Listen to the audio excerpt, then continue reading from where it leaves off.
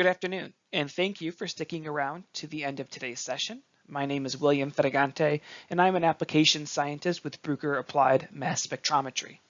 Today, I'm excited to share some of the ways that Bruker is addressing the PFAS challenge with novel approaches of TIMS and DART. By this point, I am confident that we are all well aware of what PFAS are and the dangers they present to us and our environment, but just to quickly recap, PFAS are sometimes referred to as forever chemicals, contain fluorinated hydrophobic carbon chains with varying hydrophilic functional groups. These human-made compounds have been widely used because of their unique water and grease-resistant properties. And more recently, studies have now been linking PFAS exposure to various health effects, including organ damage and even certain cancers. And it is with this in mind that there have now been a large focus of PFAS regulations and remediation of PFAS contaminated sites, which can be a complex and costly task. So what are some of these challenges?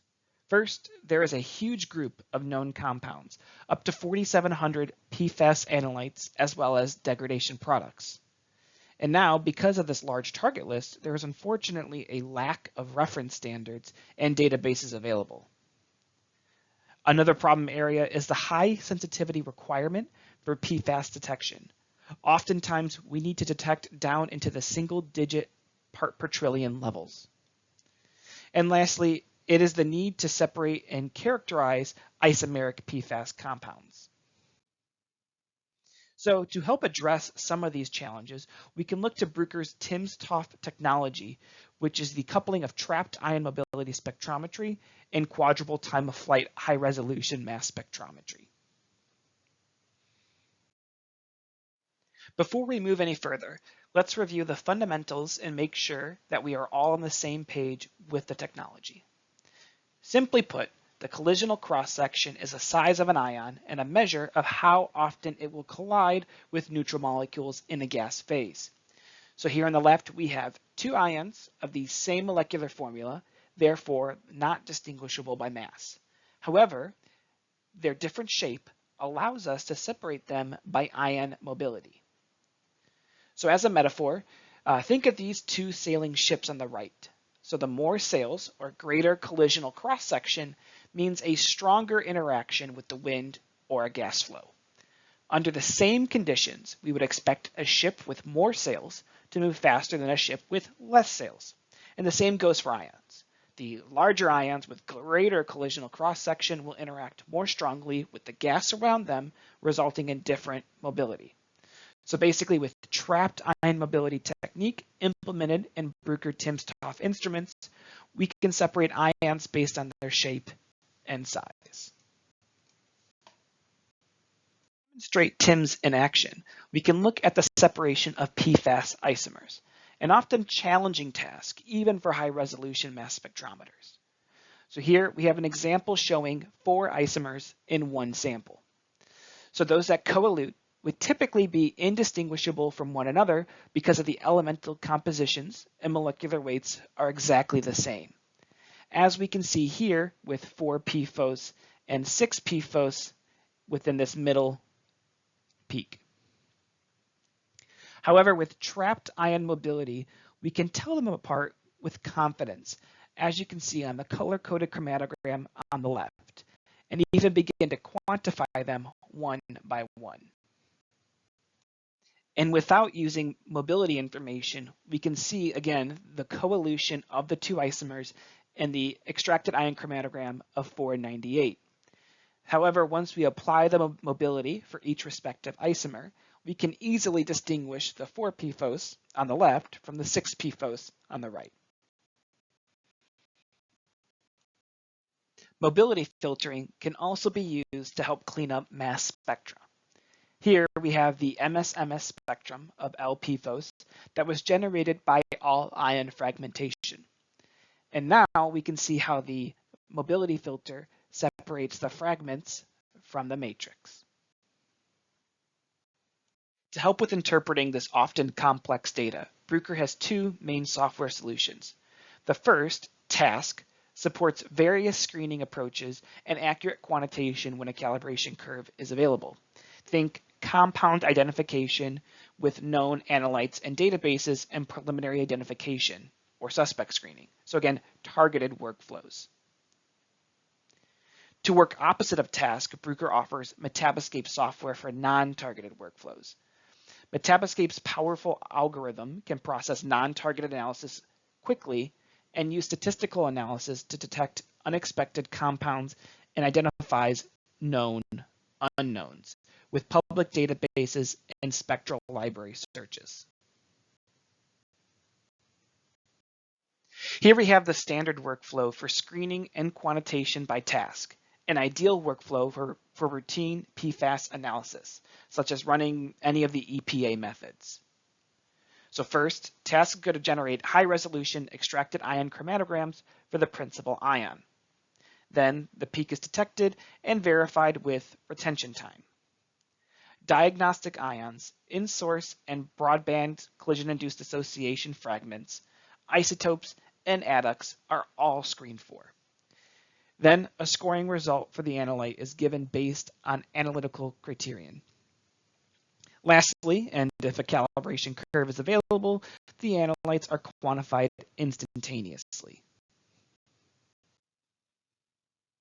Now in TASC, the MRSQ stoplight score system can provide quick and easy verification as to what analytes are present. So an all green score means that the compound is confirmed and that no review is required. Any yellow or red scores can quickly highlight which analyte may need further review. The scoring system takes into account 4 different identification criterion. That's going to be mass accuracy, retention time, isotope pattern, and qualifier ions, providing you with confidence in your results. Now switching gears to a non-targeted assay, we can take a look at how Metaboscape is used and what the workflow looks like going from raw data to the identification of PFAS. First, of course, will be the acquisition of LC-MS data. The data is then processed by Metaboscape's T-Rex algorithm to extract features, including mass and mobility calibration, retention time alignment, and MS spectrum imports. From there, the screening for known or suspects can be done with target lists or spectral libraries. And also further unidentified features can be annotated by using the various built-in tools. We also have Kendrick mass filters and other statistic tools available and ready to use. So here we have an experiment looking at the analysis of 2 water samples, one original sample and one that was spiked with PFAS standards. Data processing of the full LCMS runs in Metaboscape has identified more than 1,300 features with an MS coverage of greater than 95%. Now, this is a lot of possible analytes to identify, so we can use some of the built-in tools to help narrow our focus to just the possible PFAS features. Given that we know PFAS are fluorinated hydrocarbons, we can plot the Kendrick mass defect of CF2 to separate PFAS from other features. So now, applying that filter, we have singled out 118 features and have reduced our feature list by 90%. The first step in identifying features is to run it against a target list. Here, we are using the NIST PFAS suspect list. This list is comprised of over 5,000 entries and consists of theoretical data that was generated by INCHI information. We can use this target list because Metaboscape can perform in silico fragmentation and predict CCS values. By using INCHI, we can begin to identify the suspected PFAS without the need of reference standards. The scoring can also be set as narrow or as wide as the user would like, and the results of these annotations are displayed in a similar traffic light configuration for easy review. As an example, we can see how 6,2-dipap is identified. As a reminder, this is an automated workflow. I just wanted to kind of walk through the steps here so you can see what goes on behind the scenes. So first, we can see how the experimental and theoretical accurate mass and isotope pattern measure quite strongly. Second, using in silico fragments, we can compare the experimental data to see how closely the two match.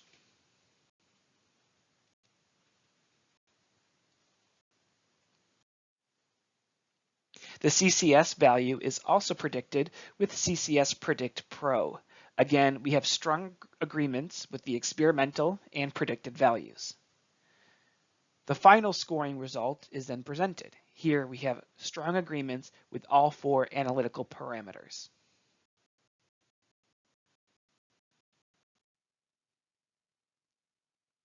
And again, to help combat the lack of reference standards, we can build these theoretical target lists with INCHI information. Here we have the experimental data showing strong agreements with accurate mass, isotopic pattern, MS-MS fragmentation patterns, and CCS values. And to further investigate your results, Metaboscape has built-in statistic tools available. Here we have a t-test comparing the spiked and non-spiked water samples. So any feature in this red box are features that show a significantly higher intensity in the spike sample than the non-spike sample. Since only 13 of the 46 features are in this box, this tells us that most of the PFAS are already present in the non-spiked water sample. For example, by clicking on the MEFBSA on the plot, we can quickly see that it is present in both samples. So to recap, on the non-targeted PFAS screening workflow with TIMS and Metaboscape, we can see how TIMS can differentiate isomers and provide strong MS-MS coverage with passive. By using Kendrick mass defect analysis, we can separate PFAS from non-fluorinated compounds. The NIST PFAS suspect list can provide the identification of analytes within real-life samples, providing standard-free identification. And the onboard statistic tools can provide another level of comparison between your samples and references. All right, so moving from ion mobility and high-resolution mass spectrometry, I briefly wanted to talk about the potential of using chromatography-free workflows with DART triple quadruple mass spectrometry.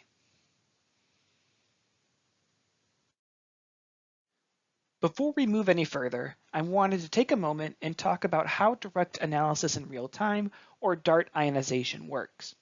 This is an ambient ionization technique for rapid, non-contact surface sampling of liquid, solid, or gas samples. This is a soft ionization technique that occurs in seconds, primarily generating M+H ions or M-H ions in negative mode. So to walk you through the ionization process here, we're going to start by flowing an inert gas into the back of the ion source. This is primarily going to be helium, but nitrogen could be used depending on the sample. This gas is going to come into contact with a high voltage needle. This electrical discharge is going to generate a plasma containing ions, electrons, and metastables. So this helium plasma is then going to pass through a ceramic heater where we can apply a heat to give the plasma the energy required to help desorb your sample from the surface. We're then going to pass this heated plasma through a grid, which we can apply a voltage across. This grid voltage is going to help prevent any ion-electron recombination and also acts as an electron source for negative ion formation. So what we have leaving the ion source is now a heated plasma of helium. This is going to come into contact with your sample in this open air sample region, generating your ions. These ions are then directed into the mass spec through the atmospheric pressure inlet and analyzed just like any other ion.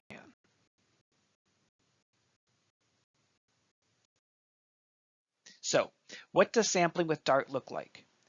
So there are two overall types of sampling with DART, manual or automated. With manual, think directly inserting your sample into that ionization region in front of the mass spec. This is ideal for quick, qualitative analysis. So here we have a picture of a tablet being held directly between the DART source and the mass spec. And then below we have a glass capillary being dipped into a white powder and then again inserted into that same ionization region. Now with automated sampling, we can use a linear rail to move the samples into that ionization region. We also have the option for multiple samples to be analyzed at once. So here we have a picture of our most popular automated sampler, the QuickStrip module. This can introduce up to 12 samples at a time. So the user is going to actually deposit their sample, liquid or powder, onto the stainless steel mesh. The automated rail then moves the mesh into the open air sample region for ionization. We even have a higher throughput options available with a 96 or 384 sample formats. One of the newest pieces of technology to come out of the Bruker Applied Mass Spectrometry group is the Evoke DART TQ+. So this system features the first fully integrated DART source on any mass spectrometer. The triple quad itself enjoys benefits such as more MRMs per second, has a faster scan rate, and even increased sensitivity. And with an integrated DART source, chromatography-free workflows can now be implemented.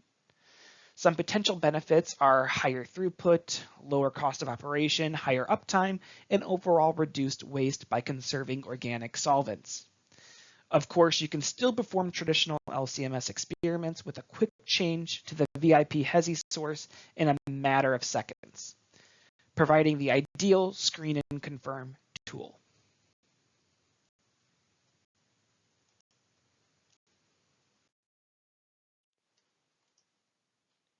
Now that we can further explore chromatography-free approaches, we can take a look at PFAS screening. However, we first must take a look at different sample preparation techniques to help with the required sensitivity of the analytes. In the case of PFAS analysis with DART on the Bruker Evoke DART TQ+, we have demonstrated that SPME can be utilized to help clean up and concentrate the samples in order to push the LODs further. So here we have a published workflow using a hydrophilic lipophilic balanced weak anion exchange particles embedded in a polyacetonitrile as the extraction phase. So these devices were placed in 1 milliliter of sample with agitation for 30 minutes. Then the SPME devices were placed in 250 microliters of methanol water with 2% ammonium formate, and again with agitation for 20 minutes. So from here, your samples are now prepped and ready to be spotted onto the DART sample card. Once dry, the samples are then ionized by DART, which usually only takes about 5 seconds per sample. This, of course, can be performed in parallel to greatly improve the overall workflow.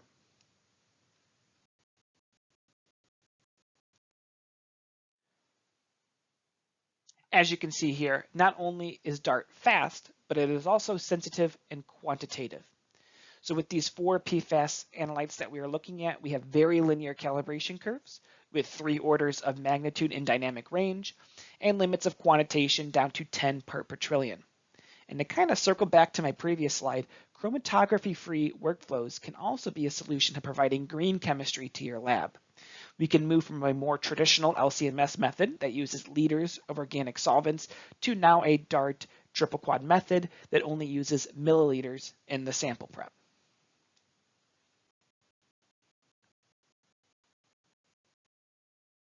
Now to summarize on our brief conversation on PFAS screening with Evoke DART TQ+, we've shown that SPME DART enables rapid sample preparation of PFAS contaminants. And while the need for greater sensitivity will always be challenged as to keep up with the ever-expanding health advisories, the presented technique demonstrates screening and robust quantitation of these contaminants. And it's important to point out that after the screening process, the samples are prepared in an LCMS accepted matrix, allowing the user to be selective and reduce the number of samples analyzed with chromatographic techniques.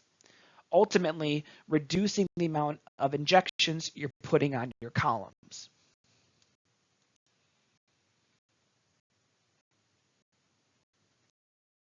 And with that, I'd like to thank everyone for lending me your time today. Feel free to scan the QR code in the bottom right-hand corner and check out some of our PFAS literature. And then feel free to reach out with any other questions or if you'd like to have a further discussion about today's event. I'd like to thank LCGC for organizing this PFAS Summit these past couple days. And once again, I'd like to thank you all for your time.